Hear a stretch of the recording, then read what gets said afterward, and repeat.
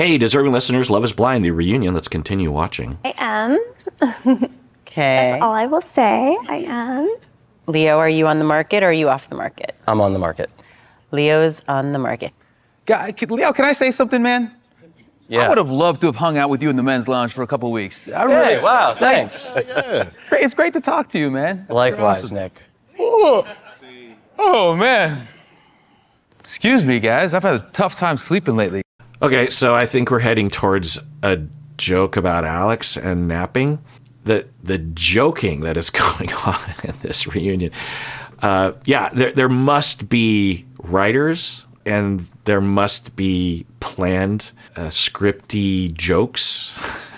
It's fine, but I don't know. I think there are certain things to joke about, like his Rolex thing. The nap thing, that was a difficult, harsh moment on the show when Tim and Alex were fighting about that, right? There's a lot of what some people would call toxicity in that conversation. To make a joke about it, I think the writers need to understand that line. Maybe they'll learn something from this reunion. There's some jokes that are gonna land okay and some that are not. No, Alex. No, this is not you. Oh, okay. My man, Steven. Hey-o. Hey! Oh, well, that's even worse. That's even worse. Making a joke about, no, don't make a joke. That's not jokey. It's not funny. Sir Sleep a Lot. Hey. What's up? Sir, sleep a lot.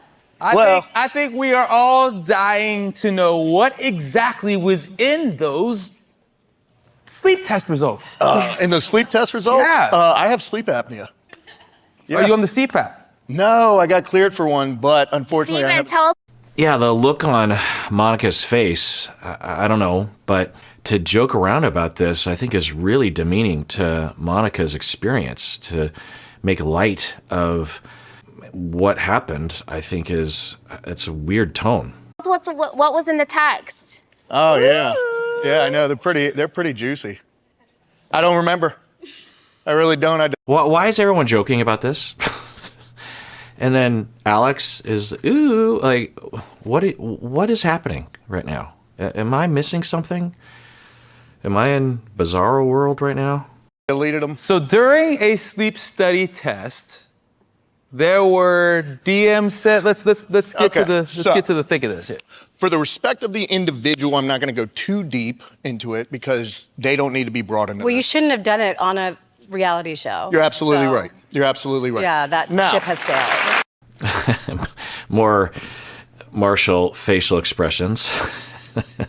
His face very well sums it up. Okay, yeah, let's get ready for this. I take full You responsibility respect for that my... individual, but you certainly didn't have respect for me in that moment, so that's funny. Yeah. I mean, I get what he's saying, but he should come out of the gate acknowledging the harm that he did. To come out of the gate talking about, I mean, maybe he just needs time to get that out, but yeah, yeah. You're absolutely right. I take full responsibility. Yeah, he was about to say that, and I'll just say that phrase has lost all meaning in today's discourse. I take full responsibility. You take full responsibility for something that you were caught doing. Okay, who else could be responsible for it? Thank you for acknowledging reality that you did a thing that you were caught doing. It doesn't.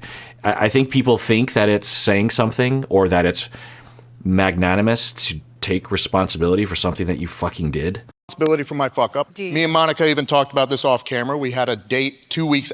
And it's not a fuck up.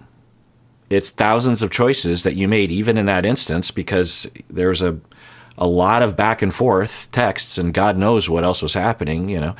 So it's not a fuck up. It's a choice. Maybe it's a problem. Maybe he has a psychological problem, but it's not a mistake. It's not like tripping. After we talked about it too, to sort of It wasn't handle a the date. situation. We went to dinner. Well, sorry, we met up for dinner. I apologize. Yeah. I apologize. We met up for dinner. We talked about this. I even wrote a letter to her parents apologizing for my actions. But did you write that letter so you could say that to everyone today? No, I wrote that. Wow, really? No, I wrote that letter because Maybe he'll get to it, but you would just hope that, or what would make him look better, and not everyone knows how to do this sort of thing in person, and especially not on stage as you're being interrupted a lot. But what he should start with is what Leo did. It's interesting seeing different styles.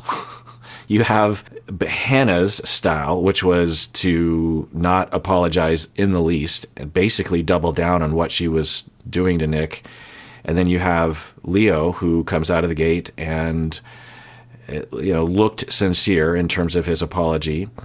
And then you have this style, which is to acknowledge everything except for what he did wrong.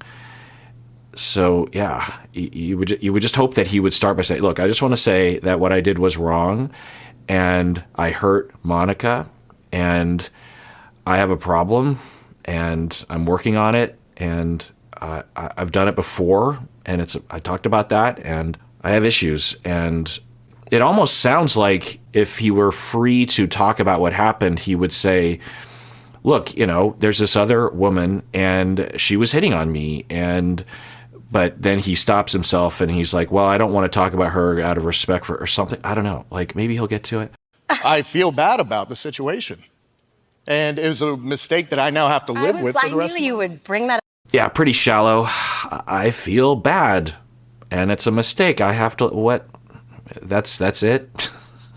That's, because we've never seen this on the show, right? That someone during the filming cheated on someone. We've had accusations, right? Like Matt thought that Colleen might be cheating, right? During the Bachelorette thing and everyone was hammered. And Zeneb said that Cole kissed someone, or she heard that he kissed someone while at the bachelor party. But this happened on the show. He admitted it, and you've had all this time to think about how you're going to say what happened. And this is all, I feel bad about it. It's a mistake that I've had to live. Oh, poor you, that you've had to live with your mistake. It's not a mistake. You've had to live with your choices. You did something. I apologize. Yeah. I apologize. We met up for dinner. We talked about this. I even wrote a letter to her parents, apologized. Now, there's a possibility that away from the stage, he has been at least genuinely sorry and that she forgave him. I think that it sounds like maybe that happened, and he's just terrible at summarizing. Like in his head, he's like, well, I've already talked to everyone and we're cool, and I've been very elaborate about my sorrow and about what I did. And he just wants to move on and doesn't understand that at this point, it's just public image. I'm guessing that Monica, hearing him or seeing him on stage, it's not going to affect things that much. But I guess what he's doing right now is his public image is in the balance, right? And maybe future romantic partners, if they would watch the show, I don't know. For my actions. But did you write that letter so you could say that to everyone today? No, I wrote that. Wow, really? No, I wrote that letter because I feel bad about the situation. And then just even that wording, I feel bad about the situation. The situation? I mean, who knows what he means by that, but that usually is a distancing phrase, right? It's like, yeah, it was really a bad situation. No, it's what you did. It's not a situation, it's what you did. It was a mistake that I now have to live with for the rest of my life. I knew you would bring that up. It's like as soon as you had the chance to. As soon as I got that letter, I was like, he's doing this so he can say it at the reunion. I apologize. That wasn't my intention, but if that's how it came off, I do apologize. Okay. I mean, at the end of the day, if you can't trust me, then there's nothing that I can say that'll change. Yeah, this is quickly falling apart. Yeah, I think, what is going on? We just don't know. Maybe we'll get some more data here, and this is more data, I guess. But he's on stage. He's already talked with Monica. There's a chance that if he wasn't on the reunion, then Monica would tell us that everything everything was mostly fine afterwards. And, because, right, she said that at that party. She's like, we talked for 2 hours and we're good now. I mean, who knows what that means? I'm sure it's complicated, but it sounds like is that what he's referring to, meeting up with her that one time? And he's just terrible at public image or terrible at understanding that no one was there for the conversation with Monica. Change anybody's mind. So nobody's really wanted to listen to me from the beginning. I want to hear. I understand that. I'd love to tell it. But to be honest, I don't think anybody believes me, wants to hear. So at the end of the day. Yeah, on some level, I understand that when you are on a show like this and something like this happens, then I could see how someone would come to a place like this while they're interacting online or they're on stage or something, because people can be extremely unreasonable and extreme and accusational. He did what he did, and if that's all that people said that he did, or if that's as far as they took it, right? And there are people that will comment online or DM him or something, and they'll just stick to the facts. But people go way beyond.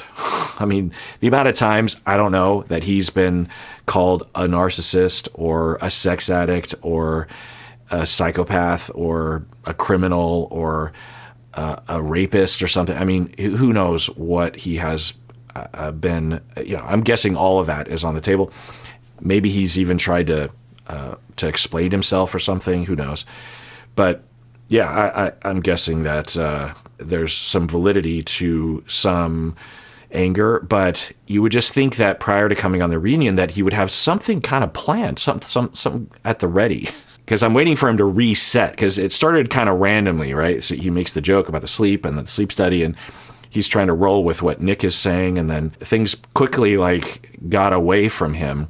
You'd think he'd have a reset right now, just like, okay, here's what I want to say. And then he would say, but he doesn't seem to have anything like that. He seems like he's just been pulled off the street and said, hey, let's film this. And he's like, huh? But then you wonder if he didn't prepare anything, or he did, and this is what he's been preparing. Like, my goodness, you cheated on her. Now, it could be complicated, right? He could say, because I did wonder about this, because they seemed to be kind of implying this at the time, that they had a talk prior to him cheating that involved possibly them agreeing that they weren't going to get married, or that might be on the table. Because he's like, remember we had that talk, and he walked away thinking that they were kind of broken up, and she walked away thinking they were maybe going to break up in the future, right? And then he used that as an excuse to engage in some activity for some reason that is self-destructive. And she very much considered it to be cheating because it legit was. But, so, maybe there's some nuance there that he could get into after he apologizes. He could even say, look, you saw on the show the way that she would talk to me sometimes. It was hurtful, and I was hurt and confused, and I didn't want to be with her, and so I jumped the gun by starting a relationship with someone online, which is not okay. But maybe there's a lot of details there that he wants to get into, but he's afraid because he's worried everyone's going to jump down his throat, which I think is possible. But you want to start with the fact that you did several decisions that he keeps referring to as a situation and a mistake and a fuck up. So it looks like he has not progressed past what we saw, and his quote unquote apologies in the past were not genuine. Because if they were, then he would say something like what Leo said. Why should I? Nobody wants to believe me. Nobody cares about my side of the story. I acknowledge 100% that I messed up. I've done everything that I thought I could do. I talked to my parents. I asked them what I should do. I've done what I'm supposed to do. I've read books. I go to therapy. I do all these things. At the end of the day, nobody cares. Okay. Yeah, like I said, I can understand if he feels beat up, maybe unfairly because of the amount. None of us can imagine the amount of vitriol and attacks that the cast get for various reasons. I think particularly women get attacked, but I'm guessing he's incurred a lot of that. Okay, but you still did what you did. How about you start there?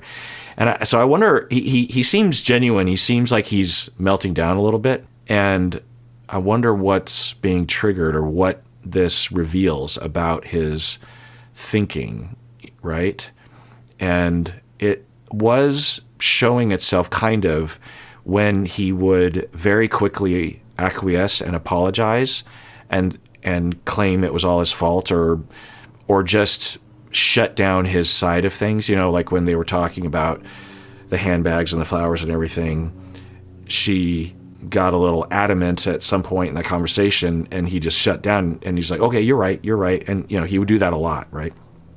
And eventually she would even call him out on it. And it didn't look genuine, right? It looked like an avoidance or a placation or something. And I think that could reveal that he feels he has a schema.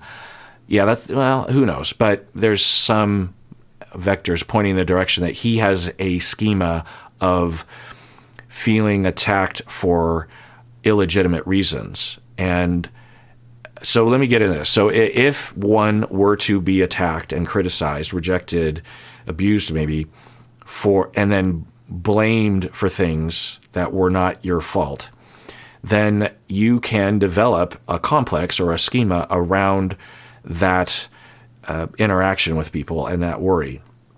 That you develop this assumption that other people are going to blame you, and you are highly ambivalent about those blamings because there's a part of you that knows that it's wrong, but there's another part of you that wonders if it's right, that you are to blame and you are rejectable. And that's the thing. It's not just to blame.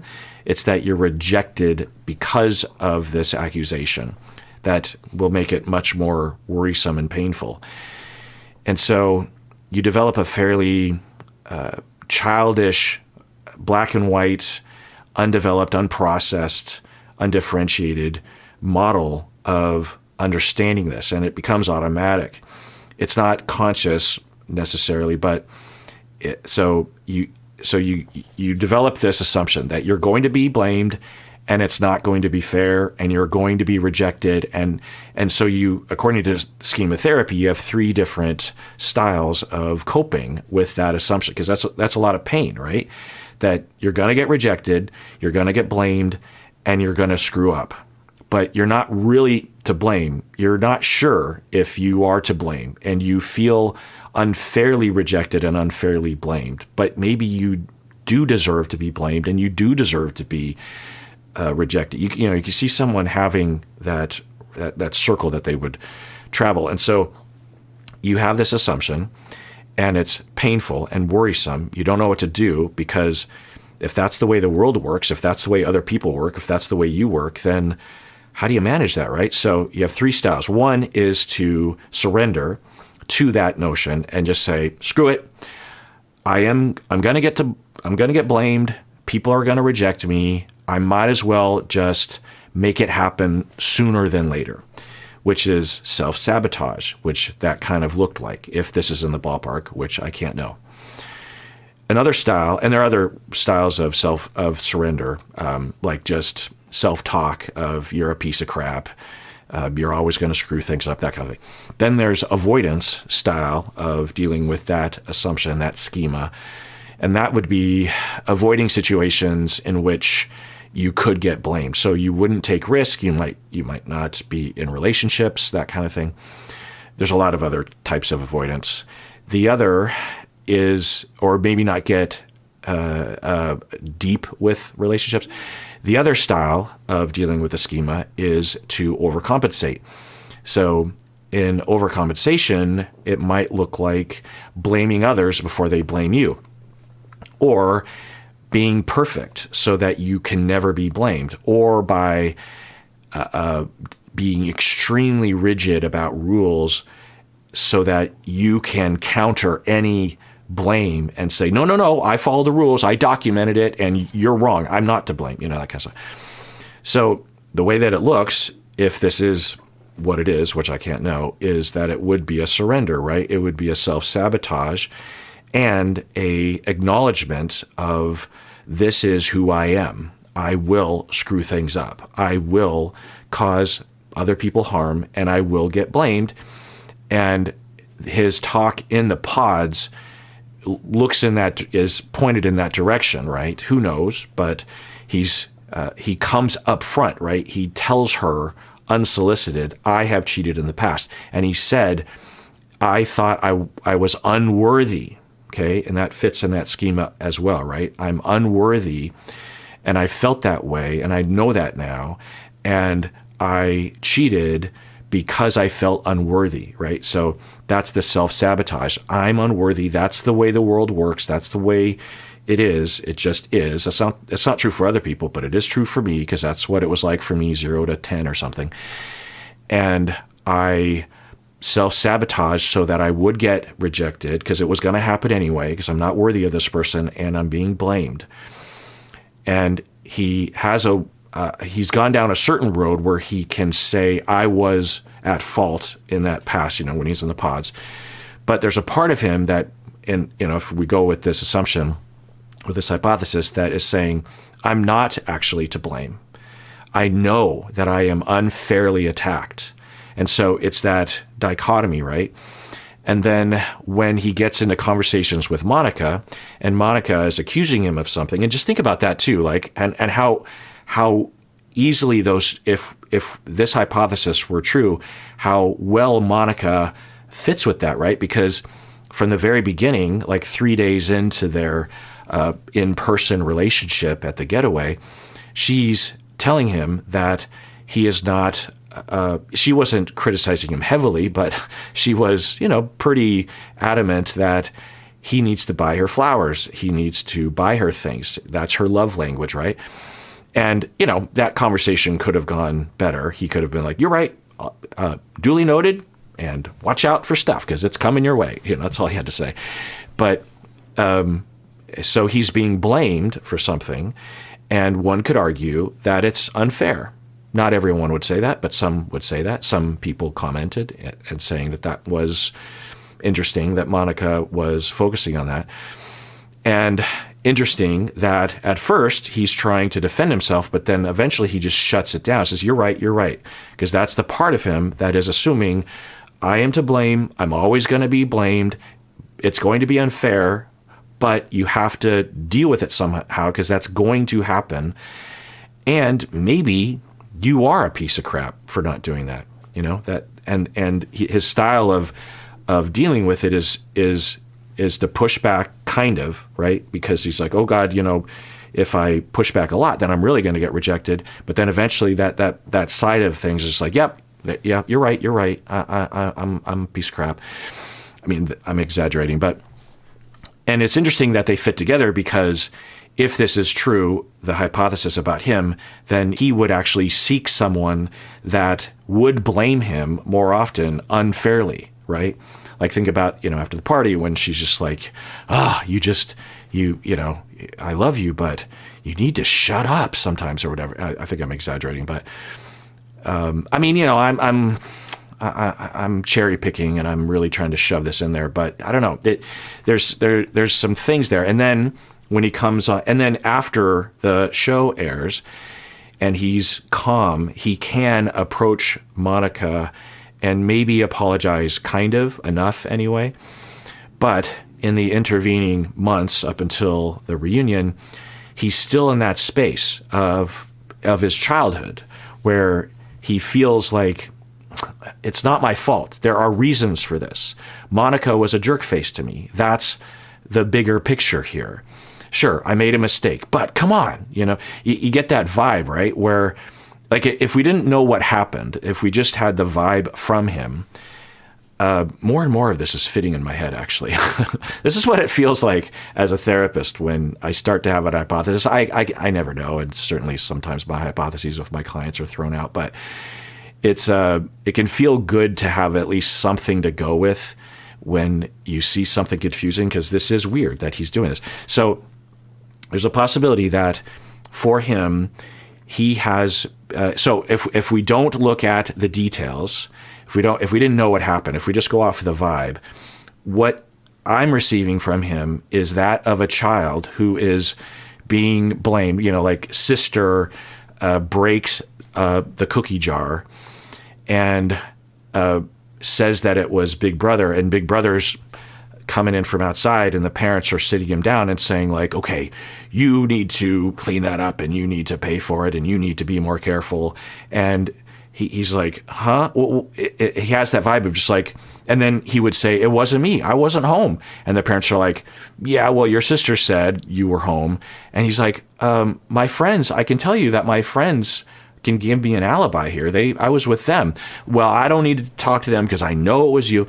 And then the kid would say, well, why do I even talk? I mean, it doesn't even matter because no one's going to listen to me anyway. Okay.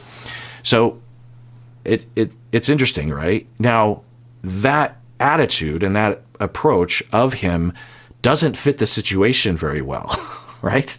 It's like he has yet to say that he did something, but that's what kids will do. That's what they will, even when they did something wrong, right? Like another situation that I've worked with as a therapist is that you have a kid who is in foster care because his parents have been struggling with addiction to a severe degree such that Child Protective Services has been involved for a number of years, but eventually they say these parents or this single parent is unsafe for the child, and the child is removed from the home, goes in the foster home, and then the child actually does something against the rules, like stays out past curfew or sneaks out in the middle of the night. Let's go with that. So the kid sneaks out in the middle of the night, say he's like 13 years old, and he sneaks out in the middle of the night and meets up with his friends, and he's caught on the security camera that he didn't know was there. And the next day, I'm in session with the family, and the foster parent is saying, hey, you did this thing. And maybe even the foster parent says, we're not going to kick you out of the house, so don't worry about that. But we did see you on the security camera leaving after curfew, after dark, and that's against the rules, and we need to talk about that. Okay, so we could imagine that child with a history of being blamed or rejected, that he might say, why are you so sensitive about this sort of thing? I don't understand what's going on, or I didn't do that. It must have been someone else on the camera. And the foster parent's like, hey, and maybe I'm saying, hey, you're not going to get rejected, but we need to talk about how we're going to address this, and we need to talk about how we can prevent this from happening in the future, because there are rules here and there are safety issues. Foster parent is responsible for your safety, and if you leave after dark, they have to call the authorities because you might be out there hurting yourself somehow because you're not old enough to be doing that kind of stuff. And the child would say, why is everyone blaming me all the time? There's another kid over here. So we can imagine that happening, not because the child's a jerk face, but because the child is terrified of being blamed and rejected. And they're irrationally overreacting to what they believe to be a threat of rejection and a threat of being thrown to the wolves. And they retain that into adulthood when they actually do commit wrongs to other people, but they are desperately defending against reality so that they can reassure themselves that maybe they're not going to be rejected and that everything's going to be okay. And so it'll come out in their language. So let's rewatch what he's doing and see if that applies. There are other hypotheses, of course, but as a way of demonstrating how these kinds of behaviors can manifest, I'm hypothesizing. Mine. So nobody's really wanted to listen to me from the beginning. I want to hear. I understand that. I'd love to tell it, but to be honest, I don't think anybody. And how interesting it is that it could be argued that he's self-sabotaging even now, that he is given the stage, he's been given the space to say something that would redeem himself, but he's causing even more problems so that people will dislike him even more and blame him even more. And probably the internet will unfairly attack him because they'll go way beyond, right? And he will be even more in need of this defense of like, I'm being treated unfairly. And he's really focusing on that, right? Everyone's blaming me. Everyone's attacking me. No one's done that on the stage. He's bringing that with him, I think, from the internet and focused on that, I think, because it's possible he lives in that space regardless of what's happening. And it's interesting, maybe he even went on a reality TV show unconsciously knowing that something like this would happen. Maybe, I've seen this before, or it's a viable hypothesis that he would unconsciously, if he does have a history like this, he goes on a reality TV show and then commits a problem like cheating because unconsciously he knows that he's going to be blamed and overblamed, which will both satisfy his need to feel like, yes, I am rejectable, I am worthless, I am to blame, and I'm always unfairly blamed. It's interesting. Psychodynamic and psychoanalytic theory explains these odd patterns. None of the other theories really do. Schema therapy, which you could say is related actually kind of to psychodynamic theory, but it's potentially just psychobabble, and I'm just hypothesizing. But you can use this model of thinking, and I've talked a lot about this general way of thinking in other episodes and in more elaborately in the audio podcast. But if you want to know more about this, you can listen to the Schema therapy episodes. That goes into detail on these kinds of things. Believes me, wants to hear, so at the end of the day, why should I? Nobody wants to believe me. Nobody cares about my side of the story. I acknowledge 100% that I messed up. You hear it in his voice.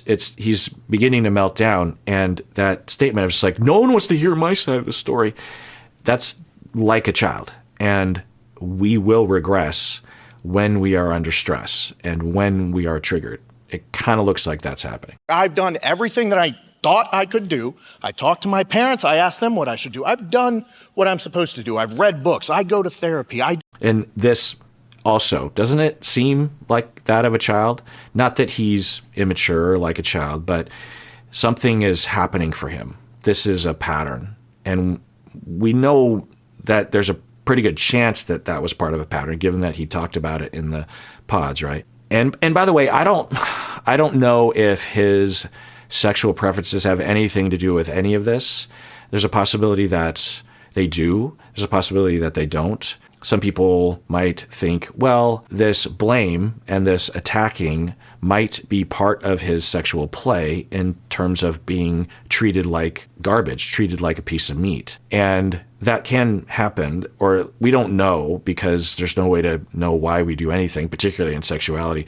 But for some of us, we will go through traumas and we will act them out in our sex lives. And sometimes that means that it is pathology and we are just re-traumatizing ourselves, or at least engaging in the trauma in a problematic pathological way. But sometimes it's actually a way to work some of that stuff out, to have the experience in a way in the bedroom that we experienced growing up in our various traumas, and we're able to process it and get control over it, and it can be therapeutic. So we don't know, but I just thought I'd mention that.